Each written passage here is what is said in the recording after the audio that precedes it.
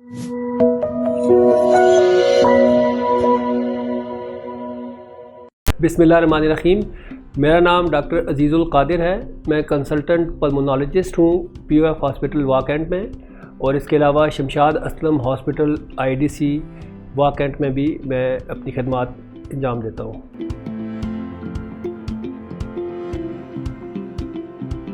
अच्छा, आप सब जानते हैं कि ऑक्सीजन एक ऐसी गैस है जो इंसानी ज़िंदगी के लिए बहुत ही ज़्यादा अहमियत की हामिल है।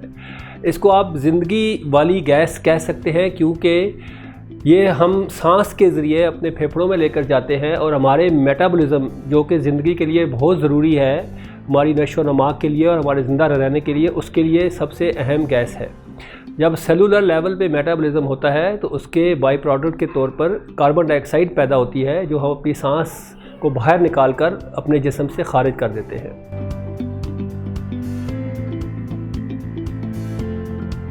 हमें कई बीमारियों में ऑक्सीजन, सप्लीमेंटल ऑक्सीजन की ज़रूरत पड़ सकती है, यानी एक्स्ट्रा ऑक्सीजन हमें ज़रूरत पड़ सकती है।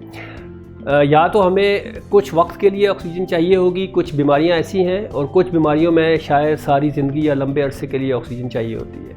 मोस्ट कॉमन बीमारियां जिनके लिए ऑक्सीजन चाहिए होती है वो COPD एक बीमारी है जो सिगरेट की वजह से होती है, सिगरेट का दमा भी कहते हैं। इसके अलावा सांस की दूसरी बीमारियां मसलन ILDs या सांस के पट्टों की कमज़ोरियों की वजह से पैदा होने वाली बीमारियां, या दिमाग और सांस के इन्फेक्शन, नमूनिया।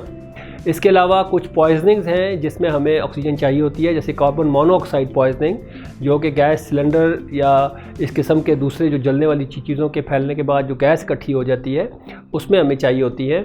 और कुछ बीमारियों में हमें लंबे अरसे के लिए भी ऑक्सीजन चाहिए होती है, मसलन COPD की एक ऐसी स्टेज जहां आप मुसलसल आपको ऑक्सीजन चाहिए, या सीने के पट्ठों या दिमाग की कुछ बीमारियां हैं जहां मरीज़ जो है मुसलसल ऑक्सीजन की रिक्वायरमेंट रखता है।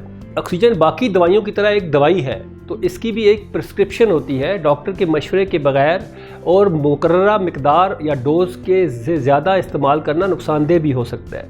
ऑक्सीजन जितना फ़ायदेमंद है उसके उतने नुकसानात भी हैं, क्योंकि ये टिश्यूज़ को, ख़ासकर लंग टिश्यूज़ को एक्स्ट्रा ऑक्सीजन नुकसान पहुँचाती है। ऑक्सीजन फ्री रेडिकल्स बनने की वजह से नुकसान भी हो सकता है।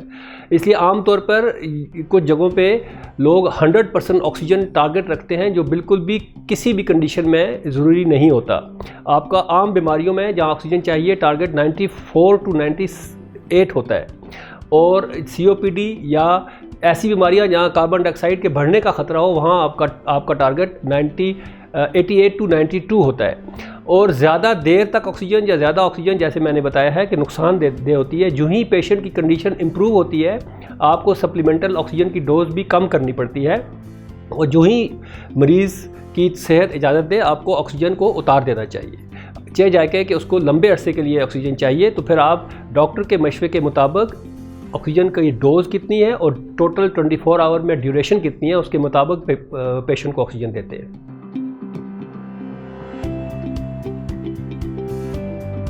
अच्छा, अब ये सवाल पैदा होता है कि हम ऑक्सीजन मरीज़ को किन किन ज़राए से दी जा सकती है। आपको मालूम है कि हवा में ऑक्सीजन का तनासब 21% है। जब हमें जिस्म को 21% से ज़्यादा ऑक्सीजन चाहिए होती है, तो उसके कुछ आलात हैं जिनकी मदद से हम ऑक्सीजन दे सकते हैं। हॉस्पिटल के अंदर कौन से ज़राए हैं और हॉस्पिटल के बाहर, घर में या बाहर, कौन से ज़राए हैं। हॉस्पिटल के अंदर एक सेंट्रल ऑक्सीजन सप्लाई होती है जिससे मरीज़ों को ऑक्सीजन दी जाती है, या कुछ हॉस्पिटल में ऑक्सीजन सिलेंडर्स होते हैं जहां से मरीज़ को ऑक्सीजन दी जाती है। सेंट्रल ऑक्सीजन सप्लाई में आपने देखा होगा अस्पतालों में कि पेशेंट के दांत में एक रस्सी सी होती है, छोटी सी 2 प्रोब्स होते हैं जिनको नेज़ल कैनुला कहते हैं।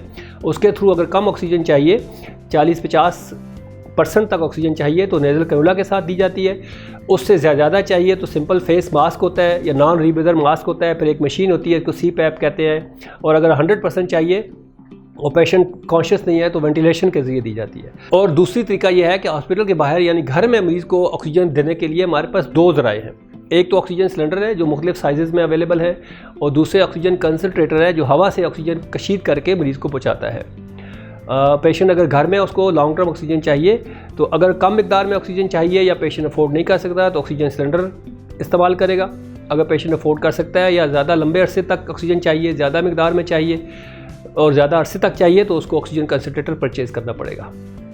जैसा मैंने बताया कि जिन पेशेंट्स को लॉन्ग टर्म या सारी ज़िंदगी ऑक्सीजन चाहिए होती है, उनको ऑक्सीजन सिलेंडर या ऑक्सीजन कंसनट्रेटर परचेज़ करना पड़ता है और वो बहुत जगह घेरते हैं, उनको एक जगह से दूसरी जगह कैरी करना मुश्किल होता है। तो आजकल मार्केट में चंद अच्छी कंपनियां ऐसे ऑक्सीजन कंसनट्रेटर ले आई हैं जो कि पोर्टेबल होते हैं। आप अपने जिस्म के साथ अटैच करके शॉपिंग पे जा सकते हैं, लॉन में जा सकते हैं, वॉक कर सकते हैं। तो आपकी तो मरीज़ों की ज़िंदगी जो पहले काफ़ी मुश्किल थी क्योंकि उनको एक बिस्तर में एक कमरे में महदूद होना पड़ता था, अब वो ऑक्सीजन कंसनट्रेटर के साथ मूव कर सकते हैं, एक जगह से दूसरी जगह जा सकते हैं। आखिर में मैं आपसे ये कहना चाहूँगा कि ये सामने आपके स्क्रीन पे एक नंबर और हेल्पलाइन आ रही है, इस पर रब्ता करके ऑक्सीजन के बारे में मालूमात हासिल कर सकते हैं। आपका बहुत बहुत शुक्रिया।